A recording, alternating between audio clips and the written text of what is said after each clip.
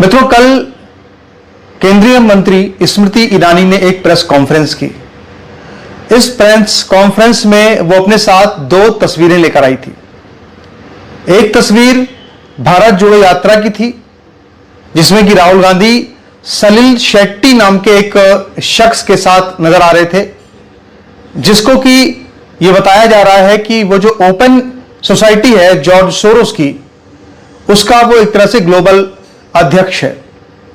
इसके अलावा दूसरी जो फोटो थी वो भी राहुल गांधी की थी, और राहुल गांधी की इस फोटो में सुनीता विश्वनाथन नाम की एक महिला साथ में थी, जो कि जॉर्ज सोरोस की एक तरह से एक सहयोगी मानी जाती है, ऐसा बीजेपी का दावा है।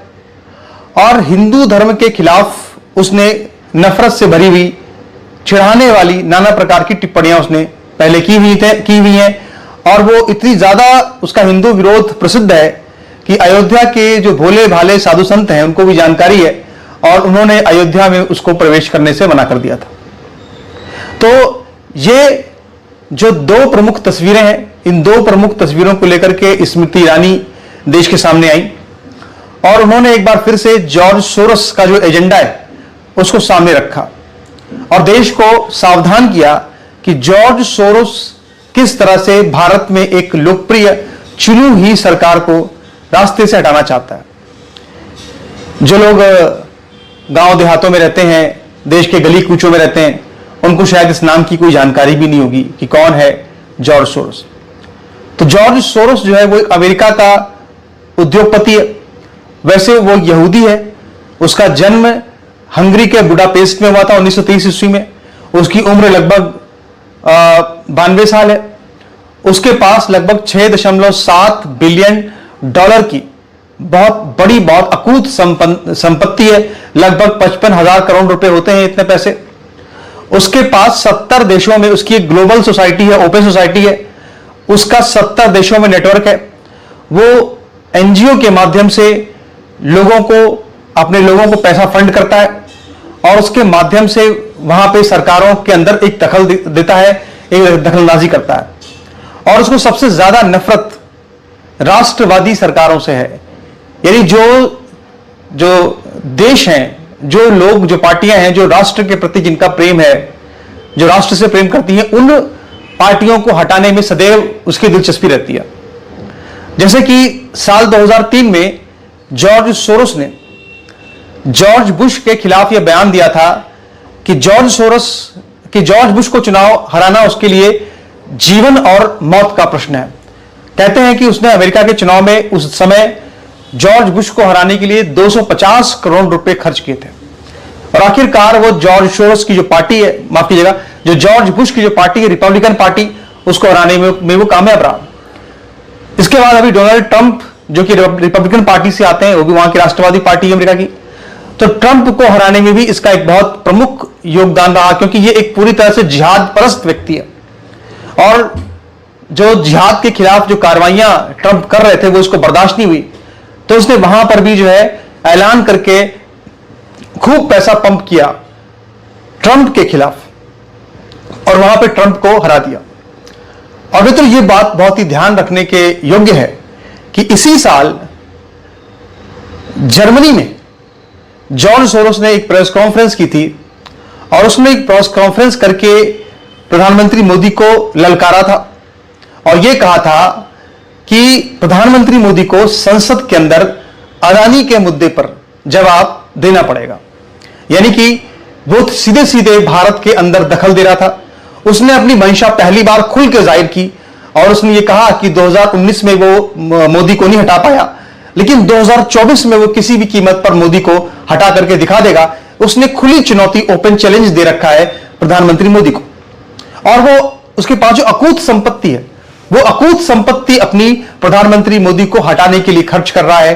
और यह कहा जाता है, यह दावा किया जाता है कि कई ऐसे आंदोलन, चाहे वो सीए के खिलाफ आंदोलन रहा हो, यानी कि हिंदू जो वहां के दलित पीड़ित जो हिंदू हैं बेचारे पाकिस्तान बांग्लादेश के, अगर वो यहां आके रह रहे थे, उसके लिए एक सीए लाया गया था, तो उसके खिलाफ उसने फंडिंग की। यानी आप समझ सकते हैं कि पूरी तरह से जिहाद परस्त व्यक्ति है। तो उस जिहाद परस्त व्यक्ति ने जो है प्रधानमंत्री मोदी को हटाने का ऐलान किया है, ऐलानिया ये कहा है, और इसीलिए सबसे पहली बार भी जब ये मामला उठा था तो स्मृति ईरानी ही सामने आई थी, और आज भी जब ये मामला उठा तो स्मृति ईरानी ही सामने आई है और उन्होंने ये बयान दिए। अब सवाल ये उठता है कि आखिर ये सुनीता विश्वनाथन कौन है, जिसकी तस्वीर जो है वो राहुल गांधी के साथ है जब वो अमेरिका के दौरे पर थे। तो स्मृति ईरानी ने जो प्रेस कॉन्फ्रेंस की थी, मैं उसी के हवाले से सारी बातें आपको बता रहा हूं संक्षेप में। उन्होंने ये कहा कि सुनीता विश्वनाथन जॉर्ज सोरोस की सहयोगी है और उसके साथ फोटो देखी गई है राहुल गांधी की न्यूयॉर्क के अंदर अमेरिका में। तो उनको बताना चाहिए राहुल गांधी को कि आखिर जॉर्ज सोरोस से उनकी क्या बातचीत चल रही है। ये तो पहली बात होगी। और दूसरी बात यह है कि तजीम अंसारी नाम का एक और व्यक्ति 4 जून को राहुल गांधी का जो प्रोग्राम अमेरिका में होने जा रहा था, उसमें कार्यक्रम में आने वाले लोगों की रजिस्ट्री करने के लिए, उनका नाम दर्ज करने के लिए जिस व्यक्ति से संपर्क करने की बात कही गई थी, उस व्यक्ति का नाम जो है तजीम अंसारी है।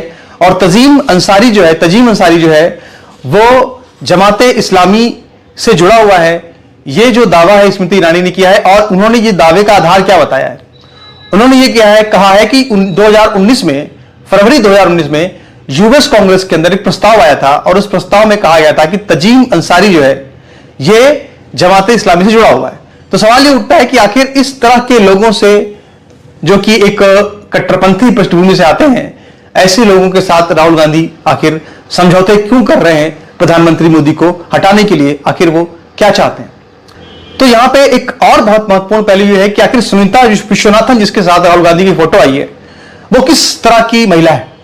तो उसके बारे में बताया जाता है कि काली वेब सीरीज एक बनी थी और उस वेब सीरीज के समर्थन में ये महिला खड़ी हुई थी। उस वेब सीरीज में काली जो हमारी देवी है उनको जो है नशा करते हुए दिखाया गया था, और जो उसकी फिल्म निर्माता थी उसके साथ में ये महिला सुनीता विश्वनाथन खड़ी हुई और उसने इस तरह के बेहुदे तर्क दिए कि जो है महादेव तो चिलम पीते हैं, उसका फोटो इस तरह से जो है सार्वजनिक किया, और तमाम तरह से देवी देवताओं पर भद्दी टिप्पणियां की, हिंदू देवी देवताओं पर टिप्पणियां की भद्दी तरीके से। तो एक तरह से वो एक ऐसी महिला है जो कि पूरी तरह से हिंदू धर्म के खिलाफ है, हिंदू धर्म के खिलाफ एक घृणा से भरी हुई एक महिला है। लेकिन इसके बाद भी राहुल गांधी उसको इतना ज्यादा क्यों प्रमोट कर रहे हैं या क्यों उसको अपनी बैठक में शामिल कर रहे हैं? आखिर उसके साथ राहुल गांधी की क्या चर्चा हुई? यही सवाल जो है वो स्मृति ईरानी ने उठाया है। और कुल मिलाकर के सबसे महत्वपूर्ण बात यह है कि जॉर्ज सोरोस, जो विदेशी ताकतें हैं, जो विदेशी शक्तियां हैं, वो प्रधानमंत्री मोदी को साल 2024 में हटाना चाहती हैं, क्योंकि उनको लगता है कि भारत विश्व गुरु के पद पर आसीन हो रहा है, भारत की ताकत नजर आ रही है। आज हर जगह पे प्रधानमंत्री मोदी का इतना सम्मान है, इस सम्मान को कुछ लोग हजम नहीं कर पा रहे हैं। तो वो जो सारी ताकतें हैं, चाहे वो देश के अंदर हो चाहे वो देश के बाहर हो, वो प्रधानमंत्री मोदी को किसी भी तरह से 2024 में सत्ता से हटाने के लिए अपना पूरा जोर लगा रही हैं, अपनी पूरी फंडिंग कर रही हैं। और ये बहुत ही महत्वपूर्ण बात है, मुझे लगता है सबको आप बताइएगा, सबको ये जानकारी दीजिएगा और वीडियो भी शेयर कीजिएगा। और इसमें मैंने कुछ तस्वीरें भी जो लगाई हैं अखबार की कटिंग्स की, वो भी आपको मिल जाएंगी, तो आपको उससे प्रमाणित भी हो जाएगा। राहुल गांधी ने भारत जोड़ो यात्रा की, तो जो जॉर्ज सोरोस डंके की चोट पे कह रहे हैं कि वो हिंदुस्तान की लोकतांत्रिक ढांचे का एक अभिन्न अंग, उसकी सरकार को गिराना चाहते हैं, ऐसे संगठन के साथ और उस संगठन से संबद्ध लोगों के साथ क्यों गांधी खानदान अपने रिश्तों को और भी मजबूत कर रहा है? आप सबके ध्यान में आया होगा, भारतीय जनता पार्टी के कार्यकर्ता भी जानते हैं कि इस विषय को उठाने के लिए कांग्रेस पार्टी ने एक एफआईआर दर्ज की। एफआईआर का निश्चित रूप से पॉलिटिकल स्वरूप देश को समझ आता है। जून का महीना है, आपातकाल की याद निश्चित ताजा करते हुए गांधी खानदान ने पुनः देश को यह प्रमाण दिया है कि चाहे राज्य में उनके पास सत्ता आ जाए, वो सच को दबाने के लिए किस हद तक जा सकते हैं। लेकिन सत्य यह है, पब्लिकली अवेलेबल डॉक्यूमेंट्स में, कि जिनका सहारा लेकर उन्होंने मीटिंग की, उनका संबंध जमाते इस्लामी के साथ है। जिनके साथ उन्होंने मीटिंग की, उनका संबंध जॉर्ज सोरोस से है। राजनीति नहीं, राष्ट्रनीति की दृष्टि से अगर सोचे तो सवाल वाजिब है कि जो व्यक्ति कहता है कि आपके देश की सरकार को वो किसी भी कीमत पर कितने भी पैसे देकर उखाड़ फेंकेगा, जो विदेशी कहता है, उसके साथ ये रिश्ता क्या कहलाता है? तो अब दूसरी जो महत्वपूर्ण बात है वो है केरल से जुड़ी हुई। मित्रों, केरल के अंदर एक बहुत ही ऐसी घटना हुई है जिसको देखकर आप चौंक जाएंगे।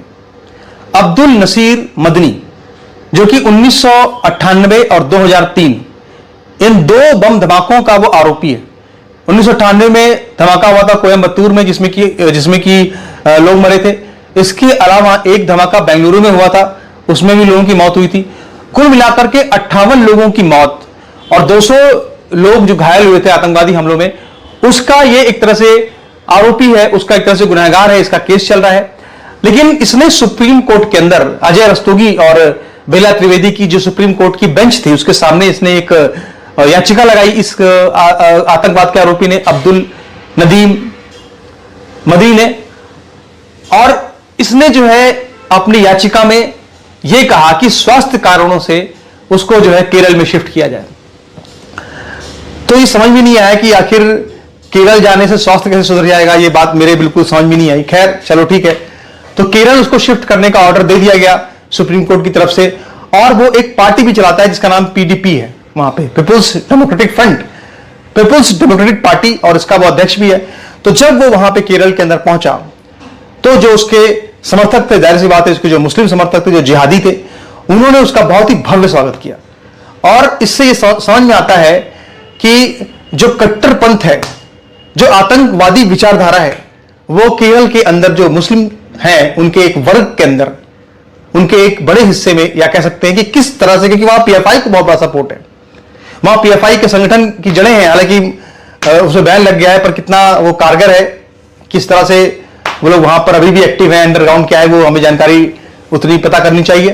तो वहां पे किस तरह से कट्टरपंथ बढ़ा है, किस तरह से एक आतंकवादी का जो 58 लोगों की मौत का जो है का गुनहगार हो सकता है, आरोपी है, जो आतंकवादी है, उसके स्वागत में वहां पे फूल बिछाए गए, पलक पहाड़े बिछा दिए गए।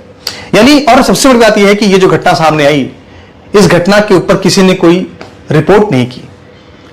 ना इस पर अजीत अंजुम ने कोई रिपोर्ट की, ना इस पर रवीश कुमार ने कोई रिपोर्ट की, ना इस पर जितने भी वो लेफ्ट लिबरल लोग हैं उन्होंने इस पूरी खबर को एक तरह से नजरअंदाज कर दिया, क्योंकि ये जो खबर थी ये उनके एजेंडे में कहीं भी सूट नहीं करती है।